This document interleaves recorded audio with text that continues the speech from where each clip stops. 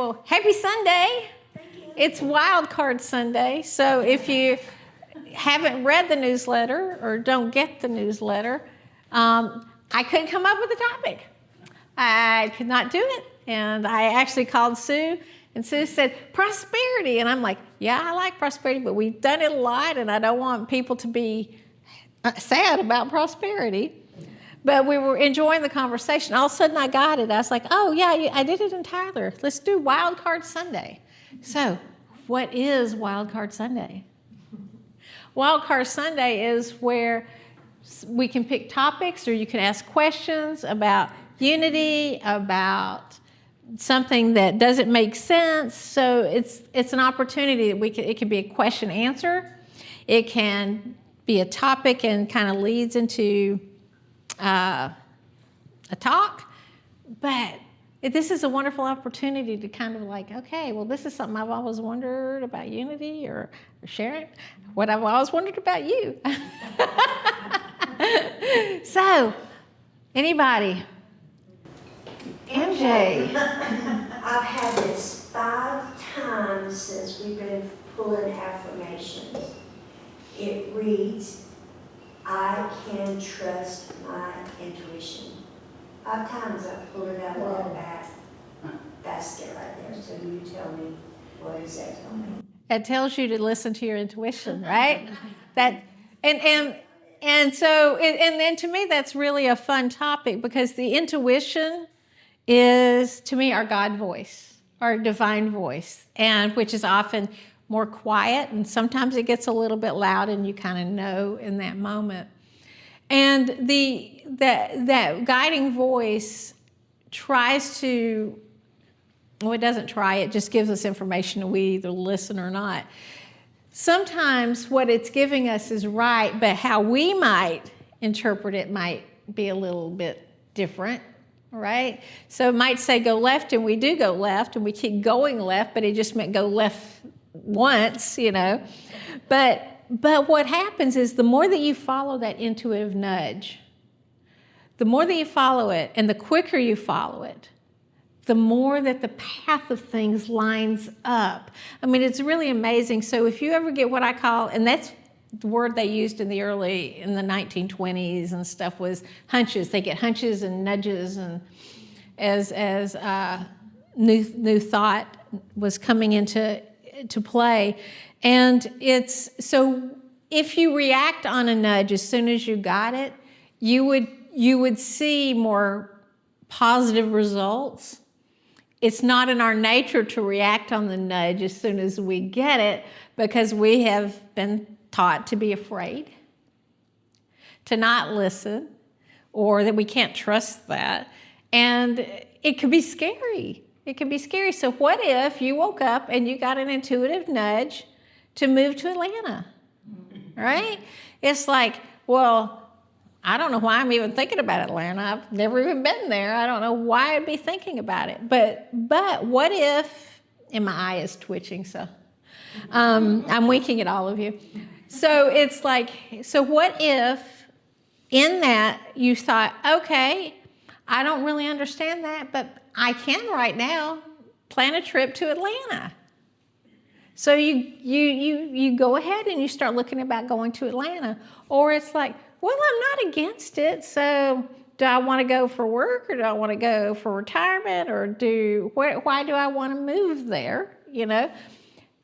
But it's like giving yourself permission, like even if it was getting on a website to look at houses or apartments or things, you're following the nudge, and then all of a sudden you might have a funky phone call that somebody calls you and says, or you might have an aunt in Atlanta that calls you and says, you know, I'm getting ready to go into facilitated living. What's it called? Assisted living, thank you. I'm getting ready to go into assisted living, and I have this house, and you were the person that always took care of me. And would you like my house? Right? Would you like to, or would you take care of it for me while I'm doing this? Now, I'm not saying that's exactly how it works out, but what happens is when we listen to that nudge and we act on it, we get the path is cleared, but often those nudges are Well, let me talk about it, and I'll do my pros and cons list, right? And let me have discussions and let me think about it. And again, it's not always something big like move to Atlanta, right? It can be start looking for a new job, or start looking at apartments, or it could be take a photography class, take a piano class, right? It could be anything, right? It could be get on YouTube and you're like, why? But then you find something that gets you all excited that takes you to something else. And it can clear that, but that voice never goes away. But our mind will want to argue with it because our mind is used to being controlled by the ego with fear, right? But the ego is wonderful because it gives us our individuality. So without our ego, we wouldn't be individual. We would all just be like sitting around together, and we would be having these wonderful individual experiences to grow. Does that make sense? Does that, more questions on that? I love like intuition talks, but I can just tell you that the sooner you follow it, the more faith you have to listen again and again and again, right? And I've followed my intuition before and still made a wrong turn. But what I got wasn't wrong. How I reacted or what I did was the issue. And so we just have to step back and say, okay, so because it's like, why would Spirit do that to me? Why would Spirit set me up to fail? Why would Spirit do that? Why would Spirit put this person in my life to abuse me? Well, maybe, that's not really how it happened. Maybe that was where you thought it was going, right? But Spirit didn't do it. And again, the choices that we make, because everything we have a choice, right? Every single thing we have a choice with, to do it, not to do it, to put it off, there's, and each choice we make also opens up different opportunities that another choice wouldn't, right? Okay, another question or another train of thought. Rick, oh gosh. If you were going to boil unity philosophy down into one sentence, what would that sentence be? I didn't think about that at all on the drive here. Yeah. All right, so listen to your intuition and follow it. That would be it. That was too easy. Well, so the second one is that affirm the reality that you want to live in. That would be the second one. But to me, it's living in the positive, or I could say living in the positive, right? Yeah. Living in the positive. So that was 3 sentences, separate ones, but they apply to different people. Good question. So I often awake with really good intentions on what I know that I need to do. But then, by the afternoon, I'm tired. How do you keep up your intentions? I find sometimes I know I need to do something, and then I'm just too tired to do it, sitting or making my prayer chopping calls. Yesterday, I was like, I'm gonna get up 7 in the morning, I'm gonna make my prayer chopping calls. When Greg comes in and distracts me, and I find out sometimes I know I need to do things for my spiritual well-being or just the quality of my life, and I just don't. Okay, so, but there's, again, separate answers to these. So we can have intentions, right? But the intentions might be the should-do list. Did you like that, the should-do list? And we should on ourselves all the time, right?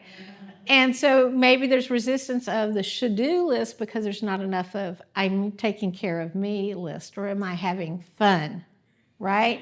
So sometimes in order to be able to get to those lists, we have to give ourselves permission to do something that really, really would bring us a little bit of enjoyment or joy or a little happiness. So it's, and and I kind of talked about this in the newsletter when I was on staycation. There was just a lot of things that were coming up, and Unity was just having meetings almost like every day on my staycation. And I found myself at the beginning kind of being a little bit resentful and like, I got to get through this. So I could, and then it was like, again, how Spirit said, it's like, just, you can do that and still do what you love to do. And once I got into that, it was okay. So if in between a meeting, I had 15 minutes.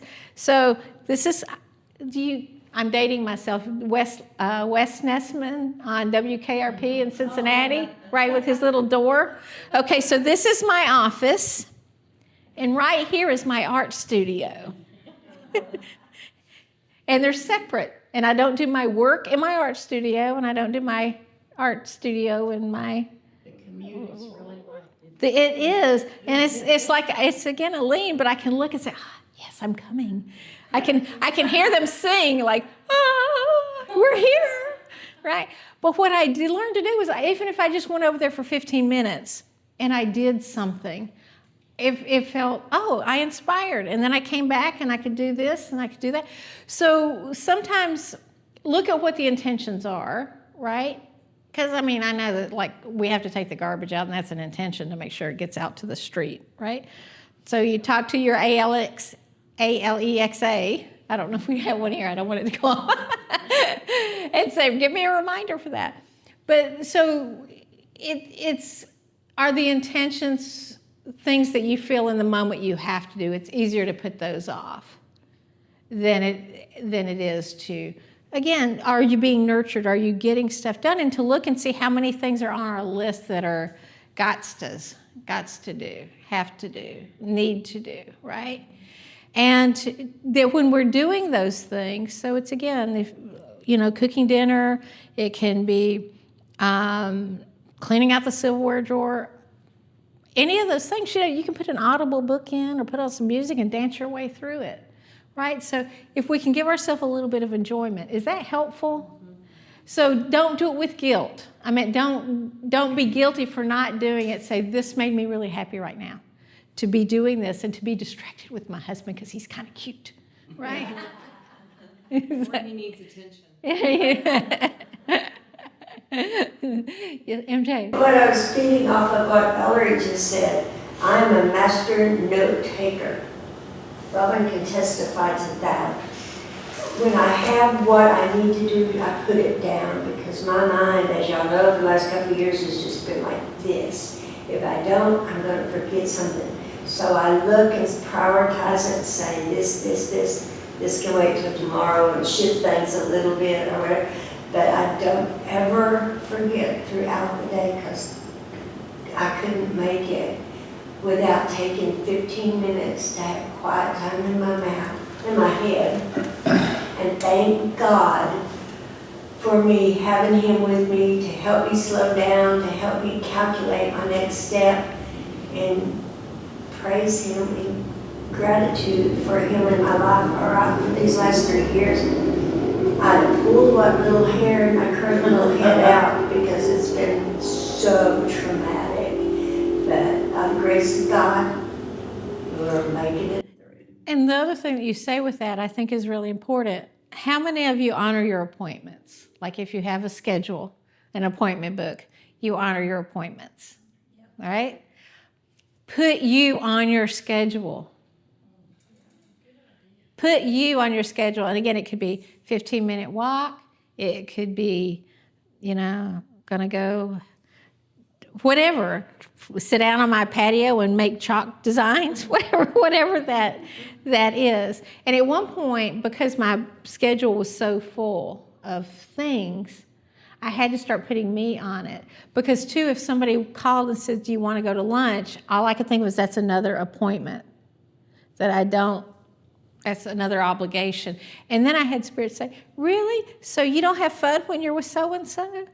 They don't make you laugh or anything. And so it becomes a different way of doing it. But include that time out. And again, take time to walk or whatever. But sometimes too, if you're in the middle of something, you might hear step away. And what do you say? No, well, I got to get this finished and then I'll step away. But it's saying step away. And sometimes that stepping away actually helps you to finish it faster because you might even get a solution that you were looking for in that step away. Breathe in. Breathe out. Yes, I have learned to hold my breath so much I could swim the English Channel. You know, so it's breathe, breathe, breathe, be present. Ask her how many times I tell her that when she'll call me up, something's going wrong at work. I said, Breathe. breathe for me. Yeah. Just breathe. You know, and the other thing is, again, we can't control other people, right? And we can't control whatever they're doing. So we can take that moment and say, okay, and all right, now I'm going to be snarky. Thank you, Spirit, that I'm not in their head. Thank you. You know, thank you, Spirit, that I'm not in their head and I'm not having to make their decisions. And may I hold my peace during this time. You know, so I mean, everybody finds their own way, but sometimes it's like, okay, Spirit, I know I'm learning to allow people to be who they are, idiot, you know. And I'm talking about because that's the frustration we can have, right? But I release them and I let them be who they are. I can't change that, but I can change me. I can change me. And when we're in those chaotic environments, it's like finding that own way that we can pull away and have that little bit of peace. So go to the bathroom, take a bathroom break, right? Walk around the building, do what you need to do with that. But we don't give ourselves, and that's what the money book talks a lot about as we get further into it. We don't give ourselves permission to have enjoyment in life. We don't take that opportunity to enjoy. And one of the things that I found over the last year is joy is a big word for me because I know where joy is. I've had it. I know what it feels like. And so to me, but then I realized that everybody didn't understand joy because they'd not had it. And everybody doesn't know happy because they haven't had it. But if I say, can you enjoy this moment? That's more attainable. And so if they can learn to enjoy something, then they can learn to find and feel their way through the happiness. Okay, anybody else? Dee. I have this sort of a dilemma that I kind of live with, that I know I tend to overthink things. Mind is just going all the time. And I also know that I'm listening all the time. And lots of times I really don't know whether the voice that I'm hearing is the one inside my head or the one inside my heart, or it's a combination of them. And so I kind of get stuck in the limbo land, you know, because I'm not sure which is what. Who said that? You know? Yeah. Okay, and so a couple of answers with responses, not answers, because, you know, we find our own answers in a way. Responses with that is, my first thing is to say, well, try doing it and see how it was. The other one is, is what you're hearing feel good, except you might be afraid of it, right? Like we can have, and if it feels good and you're afraid, it means do it. Right? It's just scary. Well, yeah, because you haven't been there yet. You haven't had that new experience doing that yet. But usually if it comes with like what I call that excitement or that, that feels so good. What the heck am I being told to do here? Right? But if it feels good and then you've got the fear, it's the right thing to do. If it's like jump off the roof and you're going, oh my gosh, no, that's going to kill me, then trust that fear. But so our body holds a positive response, and it holds a negative response, and it holds a fear response. You want to figure out where it's at? Yes, no? All right. So what I want you to do is I want you to close your eyes. Don't do anything yet. Listen to what I'm saying, but close your eyes. And I want you to think about not something that you're afraid of, but something that you said yes to or that you did that you knew it was wrong. Everything in you said it was wrong, but you did it anyway. It could have been borrowing the car out of the garage when you were 15. But sit into that, or something that somebody wants you to do that you don't want to do, and you're feeling guilty over it. But sit in that feeling and see where you feel it. And it could be a tightness in your gut. Your stomach could hurt. You could have your throat block up. So look and see what that feeling is. And when you have that feeling, open your eyes.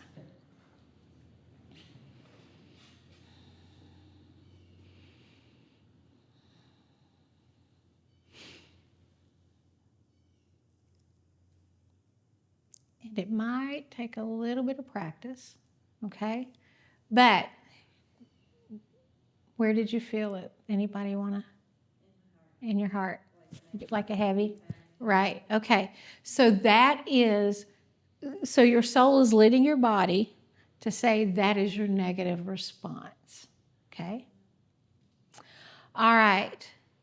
Now, putting that aside, take a deep breath in and let it go. And I want you to think about something that when you are doing it, or you think about doing it, or when it happened at some point in your life, you felt so good or giddy or excited. And I want you to see where you felt that. And when you've got that feeling, open your eyes.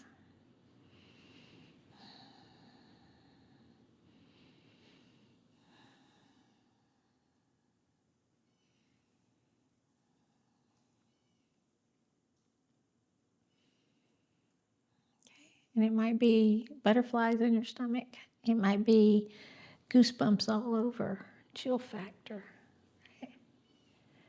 But you can feel something, right? Can you tell the difference between the two? Okay, so one is your negative response. The other is your positive response. This is the thing. Fear can accommodate either. Fear will show up with either. So take a deep breath in, let it go. And we're going to go into fear, but we're going to take you back to happy, okay? So what I want you to do is I want you to think about something that you are afraid of. It could be heights, it could be elevators, it could be being in poverty, not getting better, dying alone, whatever that is. Think about something that you're afraid of, and I want you to see how that feels in your body. And even though it may be subtle, the difference between that and the negative. And when you have that fear, usually that's the one that people can feel the most, open your eyes.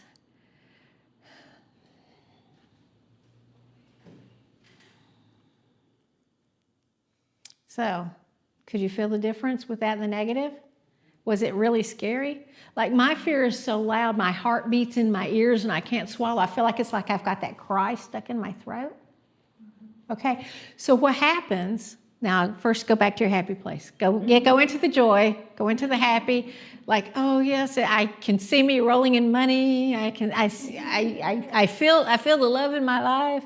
Get in that happy place. I want to leave you in fear. That would be a bad Reverend Sharon, right? So get you back into that little place of joy. So here's the thing, is that fear can accommodate, it can stand side by side with the negative. And it can stand side by side with the positive. And the reason the fear is there with the positive is because it's something that you probably haven't done yet or have not given yourself permission to do. So if you've got like this little butterfly thing and having this panic attack at the same time, it means, trust me, I've got you. If you've got everything is negative and it's like, no, this is not right for me, then you say no. Then you say no. So we have easier guidance than we might think. We just haven't been taught how to use it. And see, here's the thing. Now you know that, you can't pretend you don't know how. But again, if there's excitement and, or like your mama, you're channeling your mother in your head about all the reasons why you can't do it, that's fear. Fear is going to show up in whatever way it can relate in that. So, was that helpful? Mm-hmm. Oh, Rick? Okay. Anybody else got any? Okay, how was Wildcard Sunday? Wonderful. So we're dealt a wild card, and we learned about our intuition, and we learned about how our body listens to our soul and gives us these responses. And so we're not alone in that decision making. But we're always going to resist where we haven't been because our ego wants to protect us. And what we say to that ego is, thank you for sharing with me, but God and I have this, and you will be safe and protected. And here we go. Ta-da! All right. And let's, we didn't do the affirm, but here, let's I trust my intuition. I trust my intuition. Because it is the voice of the divine. Because it is the voice of the divine. And the divine shows me in my body And the divine shows me in my body the truth the truth. for me to move forward in. And I move forward in faith. Amen. All right. And until next time, namaste. That was a fun. Wild cards can be good.